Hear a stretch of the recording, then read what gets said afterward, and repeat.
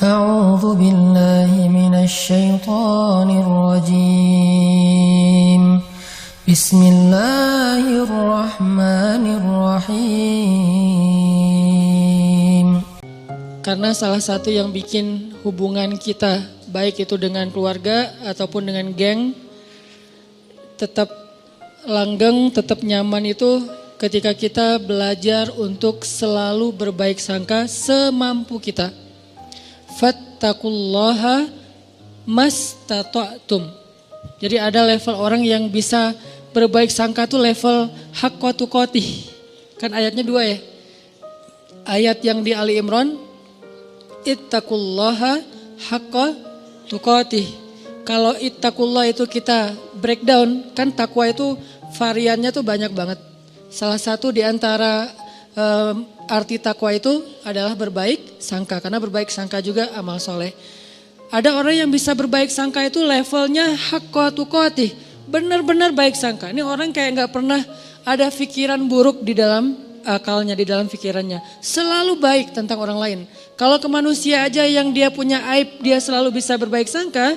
Apalagi ke Allah yang maha sempurna. Ada orang yang kayak gitu emang. Tapi jarang banget. Apa kriteria orang bisa kayak gitu Ustaz? Atau apa kuncinya, tipsnya? Ya mungkin satu, dia orang yang bisa jadi dia emang orang yang polos. Sehingga gak ada pikiran-pikiran yang macam-macam di dalam benak dia, terlalu polos. Ada orang kayak gitu, ada. Kadang-kadang kita cemburu gitu ya sama orang yang terlalu polos. Yang mungkin pergaulannya terbatas, pendidikannya terbatas. Orang desa yang walaupun gak semua orang desa, kalau sekarang kan udah pada online ya. Tapi saya pernah umroh bareng seorang bapak petani yang setiap hari jalan katanya 8 kilo ke sawah, buruh tani bukan petani, buruh tani. 8 kilo ke sawahnya, pulang balik berarti 16 kilo setiap hari. Dan ketika berangkat umroh, itu orang yang lain kadang-kadang namanya orang dari satu grup ya. Ada aja masalah kayak masalah di dalam kamar, misalnya kayak satu grup kita ngambil yang kuat 4 orang. Ada yang gak senang AC-nya dingin lah, ada yang gak bisa tidur kalau lampunya nyala lah, yang lain harus nyala, yang satu gak bisa nyala. Ada yang kalau di kamar mandi paling lama sendiri, jadi pada ngantri. Ada aja masalah, tapi ini orang gak pernah ada masalah. Ke orang lain tuh dia gak pernah baper, gak pernah bete, gak pernah marah, gak pernah ngomongin yang enggak. Nyaman banget, kayaknya hidupnya tuh anteng, gak ada masalah. Kenapa bisa kayak gitu? Mungkin bukan karena dia orang yang selalu mampu berbaik sangka. Allah menganugerahi dia kepolosan sehingga gak bisa berburuk sangka. Dia gak bisa berbaik sangka dan juga gak bisa berburuk sangka, ya gitu-gitu aja. Dalam satu kondisi kadang orang kayak gini lebih bahagia daripada kita yang complicated ya. Satu sisi kita kalau berbaik sangka itu luar biasa. Tapi sisi lain kalau udah was-wasa berburuk sangka juga bisa rumit banget. Tapi ada orang yang biasa-biasa aja. Sehingga pas lagi umroh tuh saya ngelihat bapak ini kayaknya di antara satu jemaah umroh termasuk saya, dia nih yang paling mabrur ibadahnya. Kenapa? Jangan lihat mabrurnya ibadah itu atau solehnya seseorang itu dari yang tadi sunnah doang. Kadang-kadang ada orang yang ibadahnya tuh bagus banget malam hari tapi siangnya habis. Makanya Nabi nyebutnya dengan istilah apa? Muflis, orang yang bangkrut. Bukan orang miskin, orang bangkrut. Karena kalau orang miskin gak mungkin bangkrut kan? Apa yang mau dibangkrutin karena gak ada yang lebih misalnya kan. Orang bangkrut itu orang kaya tapi jatuh miskin, itu namanya orang bangkrut. Muflis bahasa hadisnya. Siapa orang yang bangkrut kata Nabi? Kata sahabat, orang yang kehilangan uangnya ya Rasul. Orang yang kehilangan ontanya ya Rasul. Orang yang kehilangan hartanya ya Rasul. Kata Nabi bukan itu. Ada yang lebih parah. Siapa? Orang yang kehilangan pahalanya. Dia datang di hari akhirat. Dia datang di hari akhirat masuk dalam komunitas. Nanti di Padang Mahsyar kan banyak komunitas tuh. Ada komunitas ahli tahajud. Ada komunitas ahli sedekah. Ada komunitas ahli sholat berjamaah. Ada komunitas menjaga pandangan. Ada komunitas yang jomblo fisabilillah. Dia wafat dalam keadaan sendiri tapi gak pernah berbuat dosa-dosa yang kayak gitu-gituan. Artinya kan jomblo fisabilillah banget ya. Makanya sampai ada hadis 7 komunitas yang di Padang Mahsyar dapat treatment Allah yaitu naungan kan. Satu komunitas yang isinya semuanya pemimpin yang adil. Presiden dari zaman Khulafaur Rasyidin sampai nanti munculnya Dajjal, tapi semuanya orang-orang adil nih. Ada yang kenal dan kita kenal namanya, ada yang kita nggak kenal namanya bahkan ceritanya, tapi ada di antara manusia. Mulai dari level tertinggi yaitu pemimpin negara sampai level terendah yaitu pemimpin keluarga. Ini nih ada komunitasnya. Nanti ada komunitas anak muda yang keren-keren. Keren maksudnya apa Ustaz? Taat tapi asik. Dia masih muda, asik dengan kehidupannya, cuman gak pernah melanggar syariat. Dia rajin ibadah, dia jujur, dia banyak berbuat baik ke orang lain. Komunitas anak-anak muda. Salah satu yang terkenal di antara mereka legend banget siapa?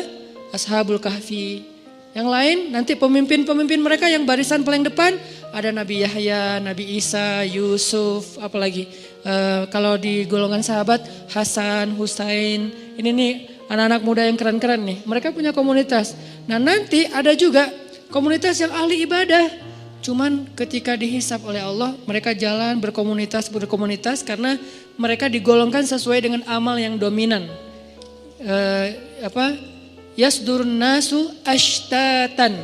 Manusia yasdur akan dikelompokkan ashtatan berkelompok-kelompok sesuai dengan liyuro a'malahum, sesuai dengan amalnya. Jadi kalau datang ahli Quran itu ketahuan, wah hebat ya mereka ahli Quran gitu. Ketahuan dari mana? Mereka akan diberikan kendaraan cahaya. Kemudian dijemput langsung dari tempat mereka dibangkitkan. Dari kuburnya dijemput oleh malaikat. Kemudian mereka akan dikawal oleh malaikat yang juga ahli Quran. Siapa malaikat itu? Malaikat Safaroh. Safaroh itu safir. Safir itu artinya brand ambassador, duta. Malaikat-malaikat duta. Wah hebat ya, jadi kayak selebriti di padang mahsyar lewat kelompok selebriti Al-Quran. Ada yang kayak gitu, tapi ini belum dihisap nih, masih berkelompok-kelompok. Begitu masuk hisap, berubah lagi nih. Dari satu komunitas itu misalnya Ahlul Quran, yang penghafal Quran, penghafal hadis, ahli ilmu, ternyata cuma setengahnya yang lulus masuk surga. Setengahnya lagi ketahan, kenapa? Bangkrut. Kenapa bangkrut? Mungkin dia ahli Quran, tapi dia juga suka berburuk sangka dan membicarakan aib orang lain. Mungkin dia ahli tahajud tapi dia siangnya membicarakan aib orang lain. Ini nih yang bahaya nih.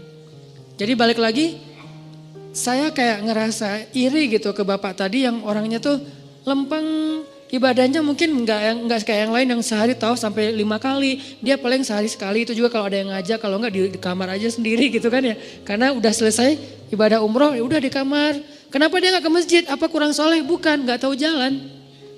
Dia sekamar itu berlima aslinya berempat tapi ditambah jadi berlima dan dia gak komplain. Yang 4 ini komplain, dia gak komplain. Padahal yang 3-nya komplain, dia gak. Kenapa?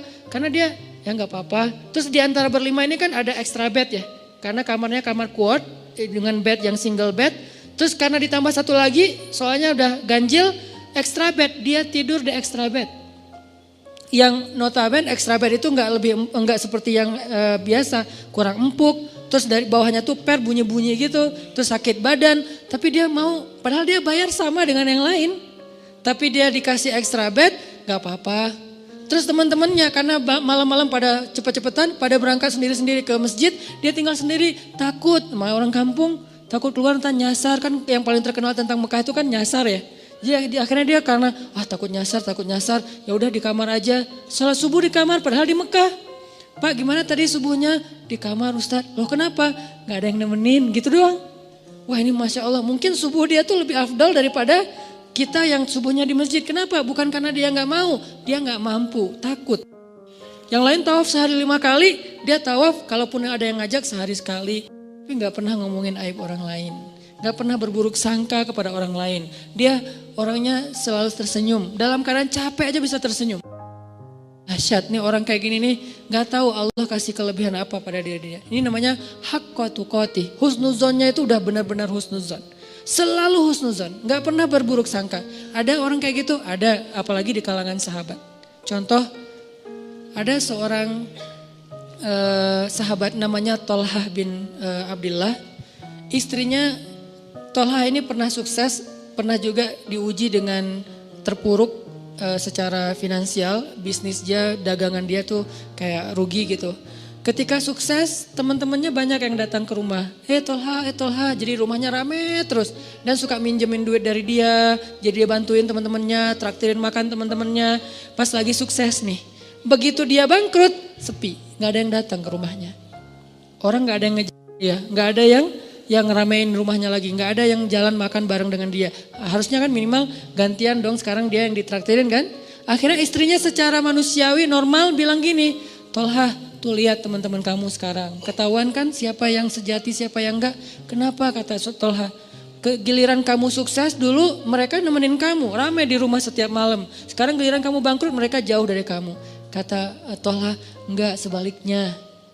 Mereka itu teman-teman yang baik. Mana sisi baiknya? Dulu ketika aku banyak uang, mereka datang meminta tolong kepada aku karena mereka tahu aku mampu menolong mereka. Sekarang ketika aku bangkrut gak punya uang, mereka gak datang lagi karena gak mau merepotkan aku. Lihat sisi, selalu ada sisi husnuzon. Ini orang kok bisa kayak gini gitu. Sekarang mereka gak datang lagi ke rumah aku karena gak mau ngerepotin aku. Takut daripada saya minta pinjam uang ke Tolha tapi Tolha jadi gak enak hati karena gak bisa nolongin. Kasihan, ya udah deh gak usah datang ke rumah Tolha. Itu yang dipikirin. Coba kalau kita, kayaknya kita kayak istrinya lah ya, normal kan ya. Dan itu gak salah, cuman ada orang yang keren. Bisa haqqa tuqatih. Sehingga ayatnya, ittaqullaha haqqa tuqatih. Kalau kalian mau beramal soleh yang pol, coba. Ada orang yang bisa kayak gitu. Siapa lagi yang bisa husnuzon? Istrinya Abu Ayyub. Ketika terjadi fitnah, berita hoax tentang Aisyah selingkuh dengan Sofwan. Istrinya Abu Ayyub pulang ke rumah terus nanya ke istrinya, Mah, udah dengar berita yang lagi trending topik gak? Gitu. Oh, tentang Aisyah, ya gimana menurut mama? Kata istrinya Abu Ayyub, ya Abu Ayyub, gimana menurut engkau kalau ada yang membuat berita aku selingkuh? Kata Abu Ayyub, ma'azallah, gak mungkin saya percaya karena saya tahu mama orangnya solehah, baik, menjaga diri, gak mungkin macam-macam. Kalau sebaliknya ada orang yang mengatakan engkau hai Abu Ayyub selingkuh, mungkin gak? Ma'azallah, gak mungkin saya selingkuh, kan saya suami setia sama kamu gitu-gitu kan ya. Terus saya gak mungkin selingkuh, gak mungkin berpaling ke yang lain mah, demi Allah gitu.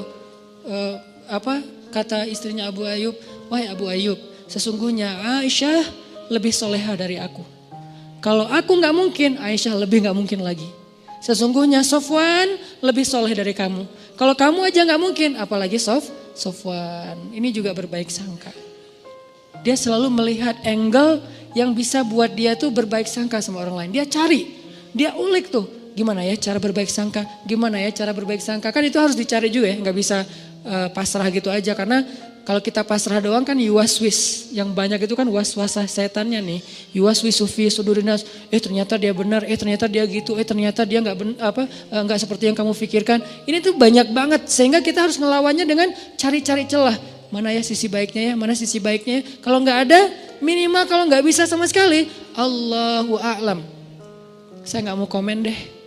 Saya nggak mau berprasangka apapun deh. Ya udah deh, saya diam aja. Nah ini menunjukkan bahwa ada orang yang haqqa tuqatih. Ada juga yang nggak bisa haqqa tuqatih, maka Allah berfirman di dalam surat At-Taghabun kalau nggak salah, fattaqullaha mastata'tum. Kalau kalian nggak bisa berbaik sangka total, semua kasus berbaik sangka nggak bisa, minimal mastata'tum, usahakanlah semampu kalian. Ini Al-Quran, indahnya Al-Quran tuh kayak gitu, balance. Cuman kadang-kadang kan kita ngambil satu ayat menyimpulkan, padahal ayat itu saling mengutuhkan, saling menjelaskan, bayinat antara satu dengan yang lain. Kalau nggak bisa semuanya berbaik sangka, jangan sampai juga kita akhirnya nyerah. Kayaknya susah banget ya berbaik sangka, udah deh kita biasa-biasa aja, jangan gitu. Mastata'tum, berusahalah semampu kalian, yang kalian lewatkan minta ampun sama Allah, yang kalian mampu maka jagalah, dawamkan, istiqomahkan. Fattaqullaha mastata'tum. Mastata'tum itu yang mana Ustadz? Yang kecil-kecil dulu, latihan dari yang kecil dulu. Berbaik sangka terhadap hal-hal yang mungkin buat kita sih nothing tulus lah. Ini kan masih gampang ya berbaik sangkanya ya. Apalagi buat orang yang mungkin gak ada hubungannya dengan kita. Yang kalau kita berbaik sangka juga atau berburuk sangka gak ada untung ruginya buat kita. Ya udah kita latihan dari yang itu dulu. Terus kasus-kasus sepele, kasus yang sekedar komen, sekedar broadcast. Kayak misalnya kita lagi di satu grup, beda mazhab. Tiba-tiba ada yang broadcast mazhab yang kita nggak sama dengan kita. Jangan langsung berburuk sangka, nih kayaknya nyepet gua nih. Jangan. Sampai di dalam taklim juga kadang-kadang ada orang yang berburuk sangka gara-gara pertanyaan. Misalnya, Ustadz saya mau nanya, gimana orang yang kerjanya masih riba? Langsung diliatin. Lo maksudnya gua? Jangan, karena dia nggak kenal kita dan dia juga nggak tahu. Mungkin dia nanya, memang dia pengen tahu jawabannya. Tapi jangan juga sengaja kita nanya buat menjatuhkan teman kita yang baru belajar. Kayak misalnya dia baru datang, hijabnya belum sempurna. Kita lihat, wah ini ada bahan pertanyaan nih. Pas sesi tanya jawab, Ustadz apa hukumnya masuk masjid? Hijabnya masih kelihatan kayak orang di sebelah. Nah ini nih. Atau kalau nggak bilang pun sampai bikin dia nggak nyaman gitu. Yang jelas saling apa ya? Yang satu menjaga lisan, menjaga sikap, yang satu lagi menjaga pikiran dan perasaan. Ini kalau bisa kayak gini semampu kita ya. Karena buat saya juga mungkin saya pastinya belum hakqa tuqatih. Jangankan keluar, ke rumah aja, ke keluarga aja belum bisa hakqa tuqatih. Tapi baru mastata'tum, masih ikhtiar, masih proses, masih belajar. Dan saya juga belajar. Jangan berpikir, oh Ustaz udah sempurna banget ya, hebat ya. Enggak sama sekali. Yang sempurna di antara manusia cuman Rasulullah SAW. Sisanya lebih. Kemudian kurang dikit, makin kesini tuh makin lemah nih. Sahabat idealnya udah di atas rata-rata. Tabiin di bawah sahabat sedikit tapi di atas kita. Tabiin di bawah tabiin tapi di atas kita. Makin kesini tuh makin ya tahu dirilah. Artinya kita bukan siapa-siapa. Lagian orang bertakwa itu bukan berarti gak pernah berbuat dosa. Ini juga satu celah untuk berbaik sangka teman-teman. Ketika teman-teman punya teman baru atau teman yang udah baru hijrah atau yang udah soleh, jangan mengkultuskan dia harus benar segala hal. Ini bahaya nih. Kalau kita menganggap orang soleh ahli ibadah itu gak boleh salah, kita akan kecewa dengan semua orang. Kenapa? Gak ada orang kayak gitu setelah Rasulullah SAW wafat. Gak ada orang yang gak pernah buat salah. Toh Nabi aja yang sempurna kadang berbuat keliru walaupun bukan salah. Nabi gak pernah berbuat dosa, Nabi tidak berbuat kesalahan, maksum, tapi keliru, ya. Bahkan beberapa kali Nabi ditegur di Al-Quran oleh Allah. Banyak ayat, termasuk Nabi lupa bilang insya Allah, sampai akhirnya ditegur. Termasuk Nabi misalnya mengharamkan apa yang Allah halalkan demi nyenengin istrinya. Termasuk Nabi sikapnya bermasa muka dan berpaling. Termasuk Nabi salah fatwa memutuskan masalah tawanan perang. Banyak di Al-Quran itu teguran kepada Nabi.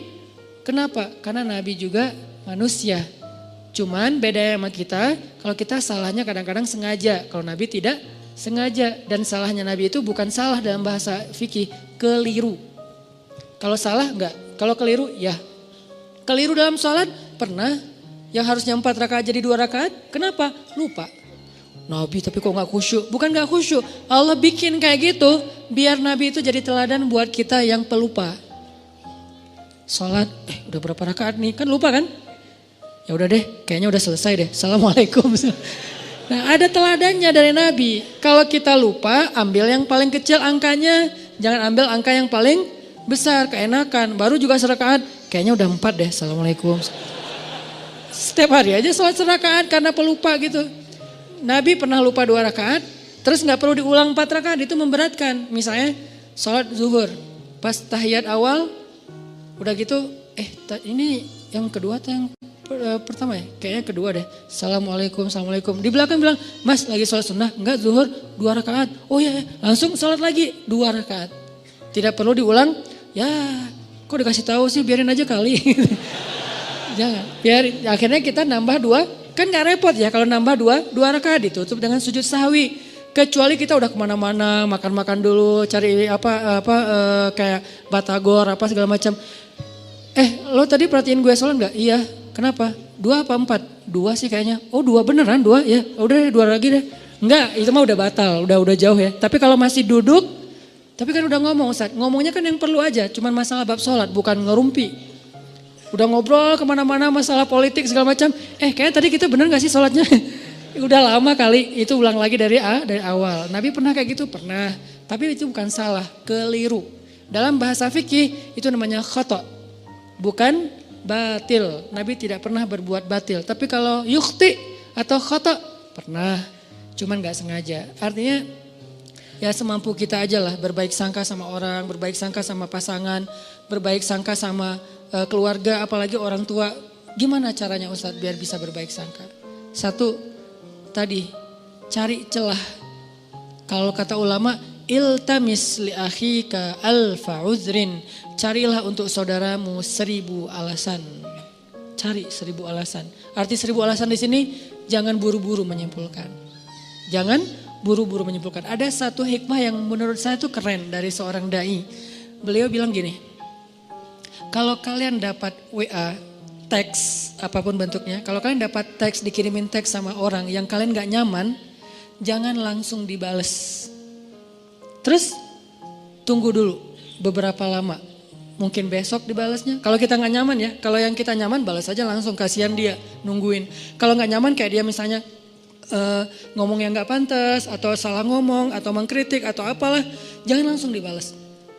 Kenapa? Tunggu sampai besok. Kalau kita tunggu sampai besok, kita akan dapati diri kita besok membalasnya lebih bijak daripada semalam. Kenapa begitu? Kata beliau dalam sebuah perumpamaan, kalau kalian mendapatkan makanan yang panas, jangan langsung dimakan. Tunggu sampai dia agak sedikit hangat atau lebih dingin, baru kalian makan, itu akan sehat. Kalau panas-panas dimakan, itu hanya akan menyakitkan diri kalian sendiri. Begitu juga ucapan. Dapat teks, jangan langsung dibalas, masih panas. Nanti sama-sama kebakar nih. Tunggu sampai dia dingin. Kita dingin, dia dingin, di sana udah ngirim teks kan semalaman, nungguin akhirnya dingin ya. Gak tahu juga, mungkin lebih panas kali ya. Nah kita membalasnya dalam keadaan dingin, sejuk, enak tuh. Kayak air dikasih teh panas, tunggu sampai jadi teh hangat. Baru kita minum, tapi kalau panas-panas diminum. Yang pertama kita celaka, yang kedua juga orang lain celaka. Kenapa? Kita celaka karena kepanasan, orang lain celaka karena kita salah-salahin. Ini siapa sih yang bikin teh panas-panas amat dan seterusnya dan seterusnya. Begitu juga dengan ucapan. Ini cara berbaik sangka nih. Caranya jangan langsung disimpulkan, jangan langsung dijudge, tunggu aja dulu. Siapa tahu setelah kita tunggu ternyata secara natural terjelaskan dengan sendirinya. Muncul tabayun yang tidak kita sengaja, bukan kita cari, bukan. Tiba-tiba muncul kayak tabayun, penjelasan dari sana sini. Akhirnya kita gak sempat menyimpulkan yang negatif kan. Alhamdulillah selamat gitu. Ustadz kadang-kadang buruk sangka itu bukan disengaja, muncul aja. Makanya gak mungkin lah kita sengaja pengen berburuk sangka sama orang lain. Itu was-wasa dari setan. Kok salah setan sih Ustadz? Ya emang salah setan. Kenapa kok salah setan? Ya setan, memang untuk disalahin gitu kan. Makanya Nabi Yusha ketika lupa dengan ikannya yang berenang, apa kata beliau? Wa ma ansanihu illa syaitanu an adzkurah. Gak ada yang bikin saya lupa kecuali karena saya setan. Ini setan nih kerjaannya nih gitu. Jadi a'udzubillahi minasyaiton. Pas kita ada yang gak enak di pikiran kita, a'udzubillahi minasyaitonir rajim. Terus kata setan, gue gak ngapa-ngapain kok ta'awuzin sih. Ya emang bagian dia gitu. Masa a'udzubillahi minni. Ya Allah aku berlindung dari diriku sendiri kan gak mungkin ya. Gak ada ayatnya, yang ada berlindung dari setan. Intinya cari celah, jangan langsung disimpulkan. Biarin aja dulu, larut. Ada masalah, jangan langsung, wah bener nih. Jangan, diamin aja dulu. Minimal kalau gak tertabayun, terjelaskan dengan sendirinya, kitanya udah concernnya udah pecah dengan hal-hal yang lain. Siapa tahu tiba-tiba Allah memberi kita rezeki lupa, besok gak sempat dibahas lagi. Ini cara-cara berbaik sangka yang kata ulama praktis. Tunggu, jangan simpulkan dulu. Kedua, cara berbaik sangka, kita ingat-ingat kebaikannya. Karena kalau kita gak pernah ingat kebaikan orang lain, agak susah sih memikirkan bahwa dia itu sebetulnya gak ada maksud apa-apa. Tapi kalau menurut kita nih orangnya tuh baik, orangnya tuh gak pernah bohong. Begitu ada orang bilang dia bohong lu kemarin, kayak gak mungkin deh. Soalnya setahu saya dia tuh orangnya selalu jujur. Nah kan karena kita ingat bahwa dia jujur, susah percaya kalau dia bohong. Karena kita ingat dia orangnya setia, susah percaya kalau dia selingkuh. Karena kita ingat dia orangnya perhatian, susah percaya kalau dia cuek. Ini nih ingat kebaikan. Seingat mungkin, kalau perlu kita bikin program buat diri sendiri berbaik sangka dalam rangka mastata'tum, semampu kita catat. Dia pernah gini sama saya, dia pernah bantuin saya, dia pernah. Sesekali kita minta tolong dia gak bisa tolong, kita akan lihat dulu sih dia selalu nolongin saya. Kok sekarang dia gak nolong? Kayaknya dia lagi ada masalah juga. Tapi kalau kita lupa, dia emang gitu orangnya. Susah banget dimintain tolong. Padahal setiap hari nolong. Kecuali kali ini. Nah ini cara berbaik sangka, ingat kebaikan orang lain. Kalau gak ada Ustadz, Siapa bilang nggak ada? Nggak mungkin nggak ada kecuali Firaun. Toh Firaun aja masih ada kebaikannya apa? Masih mau menampung Musa kecil di rumahnya, walaupun sebetulnya dia nggak suka kepada Musa itu. Masih mau, gara-gara apa? Gara-gara sayang sama istrinya. Kalau Dajjal, nah itu satu-satunya yang mungkin bukan hampir nggak ada sih emang. Sehingga kita disuruh bertaus di akhir sholat kita dari Dajjal. Jadi taus itu kayaknya setahu saya tuh dua ya. Setan dan Dajjal. Ini saking buruknya. Tapi kalau manusia biasa pasti ada. Kalau nggak kelihatan sama kita bukan nggak ada, kita nggak tahu. Sehingga kita berbaik sangkanya ya pasti adalah kebaikan dia. Cuman saya nggak tahu. Ustadz kalau yang berburuk sangka itu tentang sesuatu yang bikin kita sebel gimana Ustadz? Ini nih yang agak berat nih. Kalau nggak ada hubungannya dengan kita kayak isu, informasi apa yang lagi ngehit atau apa. Itu mungkin buat kita sih gampang berbaik sangkanya. Tapi kalau yang bikin kita nyesek gimana Ustadz berbaik sangkanya? Sholat. Jangan berbaik sangka sama dia kalau belum mampu. Berbaik sangkalah kepada Robnya. Karena kalau ini juga nggak bisa, udah nggak ada lagi harapan. Cara berbaik sangka kepada Allah hubungannya dengan dia apa Ustadz? Ya Allah, saya nggak tahu apa yang terjadi. Saya serahkan urusan dia kepada Engkau. Engkau pasti nggak akan ngecewain saya dong pastinya. Ini nih cara berbaik sangka ke Allah. Akhirnya tawakal modalnya supaya kita nggak ngikutin prasangka buruk kita yang bikin kita nyesek. Kadang-kadang orang berburuk sangka itu bukan hanya dalam kehidupan yang biasa. Dalam ibadah aja bisa berburuk sangka. Dan kalau udah kayak gitu udah nggak nyaman. Ada teman kita misalnya kayak lagi puasa sunnah. Kok dia egois banget sih puasa sunnah pas lagi mau ngajak acara makan-makan bareng saya nggak bisa sehari aja dia batal. Nah ini udah mulai muncul sebelnya, nggak nyamannya. Berbaik sangkalah apa? Ya mungkin dia nggak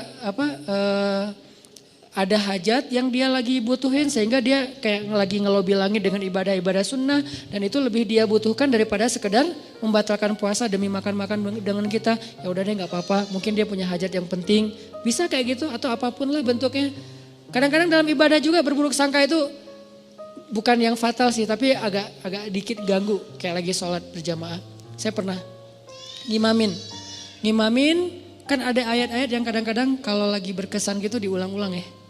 Kayak misalnya baca ayat, bukan Ar-Rahman sih kalau itu pasti diulang-ulang sih. Fabi ayya rabbikum tukadziban. Ada yang kayak wabasyiril ladzina amanu wa amilus solihat. Sampaikanlah berita gembira kepada orang yang beriman dan beramal soleh. Wah ini keren ya ayatnya. Wabasyiril ladzina amanu wa amilus solihat. Diulang lagi. Kenapa? Lagi mensugesti diri. Gak usah khawatir deh beramal soleh. Karena pasti gembira hasilnya. Pasti dibahagiain Allah. Pasti Allah balas. Gak mungkin dikecewain. Wa basyiril ladzina amanu wa amilus solihat. Di belakang kadang-kadang makmumnya mungkin gak bisa berbaik sangka. Tapi gak fatal juga sih. Jangan-jangan Ustadz lupa nih. Analahum jannat. Karena kebenaran dia hafal. Analahum jannat dibenerin. Saya wabasyiril ladzina amanu wa amilus solihat annalahum jannatin tajri min tahtil anhar. Ya. Seandainya bisa ngomong, tahu. Cuman kan enggak bisa ngomong dalam sholat ya. Jadi bukan saya lupa, lagi menikmati ayat yang menurut saya berkesan gitu, tapi kayak dibener-benerin, teriak satu masjid, analahum jannat. Dia baru tahu analahum jannat dari yang di depan, dan dia juga enggak hafal aslinya. Jadi kayak, wah ternyata itu ya udah deh rame-rame yuk. Analahum jannat gitu. Apaan sih? Ada yang kayak gitu. Pernah sekali kayak gitu sholat dibenerin dari belakang. Pernah saya gak ngerasa lupa gitu. Terus akhirnya apa? Saya sebagai imam kan gengsi gitu kan. Pas analahum jannat. Analahum jannat. Dilebay-lebayin iramanya gitu biar yang pengen ngasih tahu kode gitu. Gue hafal. Cuman lagi kayak khusyuk gitu sih. Intinya adalah berburuk sangka itu emang gak nyaman. Dalam ibadah aja gak nyaman. Padahal itu bukan hal yang fatal kan. Mungkin justru makmumnya kayak kasihan ya ustadznya ya. Udah 5 kali ngulang gak lewat-lewat. Udah deh kita benerin. Kalau berbaik sangkanya imam ya kepada umum. Kalian baik banget sih dibenerin. Padahal saya gak salah loh. Kasihan deh lo gitu. Jadi artinya ya berbaik sangka semampu kita. Terus ada yang ketiga. Gimana caranya biar gak terjadi berburuk sangka. kita nih sebagai orang yang kadang-kadang suka bikin masalah, suka bikin syubhat istilahnya. Apa itu syubhat? Sesuatu yang berpotensi salah faham. Itu namanya syubhat. Sesuatu perkataan, perbuatan, posting kalau dalam bahasa sosmed itu yang berpotensi orang salah faham. Nah, kitanya yang harus tabayun segera sebelum terjadi kesalahpahaman. Contoh, saya posting main air di laut pakai celana pendek. Kan berpotensi orang salah paham ya. Wah, Ustaz kok celana pendek gitu kan. Akhirnya di caption, not itu pakai knee band. Saya menutup lutut pakai kayak ikat lutut gitu. Jadi tetap ketutup. Ini pakai knee band loh ya, ditutup di pakai yang agak kayak ketat gitu. Cuman warnanya warna kulit. Kenapa tuh harus pakai celana pendek? Ya aja main papan pakai celana panjang, jeans pula gitu kan ya. Kan jadi bid'ah gitu kan. Gimana saya mau deketin teman-teman surfing sementara saya dianggap ahli bid'ah dalam mazhab surfing. Kecuali saya pakai shortboard yang emang dia lebih modern sehingga saya bisa pakai wetsuit gitu kan, pakaian kayak nyelam gitu yang panjang. Tapi kebenaran karena emang masih belajar, biar lebih gampang pakainya yang longboard, selong mungkin. Kalau bisa 10 meter gitu kan. Selong mungkin biar lebih stabil kan, makin long, makin lebar, makin tebal kan makin stabil tuh. Walaupun berat sih kalau kena lumayan gitu. Ngambil yang paling long, makin bold. Sehingga mazhabnya itu makin kayak single fins or die gitu kan. Satu fin atau gak usah sama sekali deh, gak usah pakai fins gitu. Akhirnya ngikutin mazhab teman-teman yang emang mereka punya prinsip bahwa kalau long itu celananya pendek Ustaz, bajunya geleber gitu Ustaz, terus kayak gitu-gitu. Oh ada yang gitu-gitu ya? Iya ya Ustaz, ya udah deh biar saya gak diahliin bid'ah, biar bisa dekat sama mereka, ngobrol santai. Ya udah pakai celana pendek, cuman biar gak jadi syubhat, ditutup lututnya. Ini namanya mentabayyun sendiri sebelum dipertanyakan oleh orang lain. Ada yang kayak gitu, ada juga yang kayak misalnya kita lagi ke satu wilayah yang mereka baca Qur'annya itu kalau sholat bismillahnya dijaharkan. Ada yang mazhab jahar, ada yang enggak. Kalau saya kan ngambil mazhab yang sir, tapi baca cuman enggak dijaharkan. Nah pas lagi di sana kita bisa jelasin, maaf ya saya mungkin baca cuman sir gitu. Biar orang, lah Al-Fatihah enggak pakai bismillah. Nah diperjelas. Kalau perlu bismillahnya yang biasa, bismillahirrahmanirrahim. Kali ini bismillahirrahmanirrahim. Enggak pakai irama tapi jelas gitu. Supaya orang lain, oh ya tenang deh kalau gitu. Jadi kita kayak tabayun sendiri, itu perlu. Apa dalilnya Ustaz? Nabi pernah kayak gitu. Nabi suatu malam lagi nganterin istrinya pulang. Karena dari masjid, Nabi enggak nginep di rumah istri yang itu. Cuman dianterin pulang. Pas lewat di sebuah lorong kayak gang gitu yang agak-agak remang-remang. Nabi berdua dengan cewek, lagi nganterin cewek ini pulang. Dari itu berlah istri beliau. Tiba-tiba lewat sahabat ngelihat Nabi sama cewek, langsung mereka mempercepat langkahnya. Nabi, pergi aja. Pergi aja mereka, dipanggil sama Nabi. Sebentar kata Nabi. Kenapa ya Rasulullah? Ini adalah Sofia istriku kata Nabi. Ini adalah Sofia istriku. Kata sahabat, ya Rasulullah gak mungkin kami berburuk sangka kepadamu. Kata Nabi apa? Inna syaitan yajri majrad dam. Setan itu mengalir di dalam aliran darah kalian. Maksudnya apa? Dia tahu banget yang kalian rasain. Mungkin sekarang kalian gak akan ada apa-apa. Nabi sama cewek, pergi aja gak usah dipikirin. Udah disimpan. Besok ada yang ngomongin atau ngelihat sekali lagi. Bener ya kayaknya semalam yang kita lihat. Nah jadi gitu tuh. Daripada jadi omongan, maka Nabi langsung tabayun. Sebentar. Ini Sofia istriku kata Nabi. Oh iya berarti udah gak ada fitnah. Ini namanya tabayun langsung. Kadang kita sebagai objeknya yang harus aktif. Kalau kita lihat sikap kita, postingan kita, ucapan kita, teks kita, caption kita tuh bisa mengundang salah faham orang yang membaca.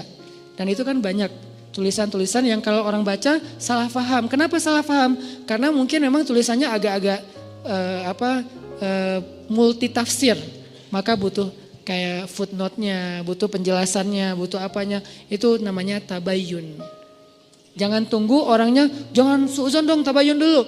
Kalau emang yang kita lakukan emang akan muncul potensi salah paham, kita aja yang langsung tabayun. Termasuk kayak lagi eh, lagi bikin event. Saya beberapa kali bikin event, muhasabahnya pakai back sound.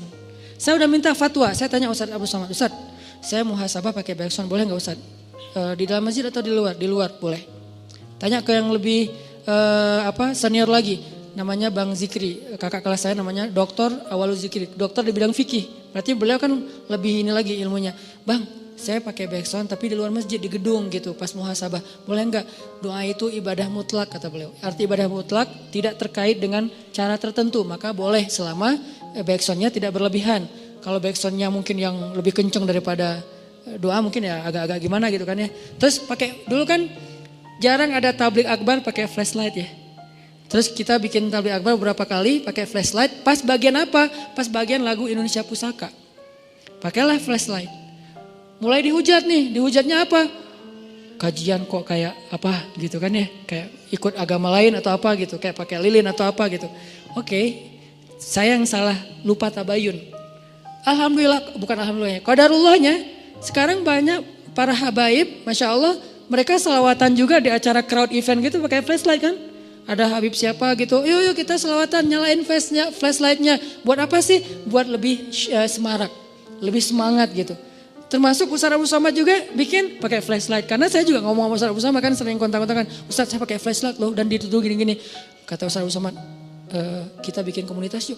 Komunitas apa? Komunitas korban tahzir kata beliau.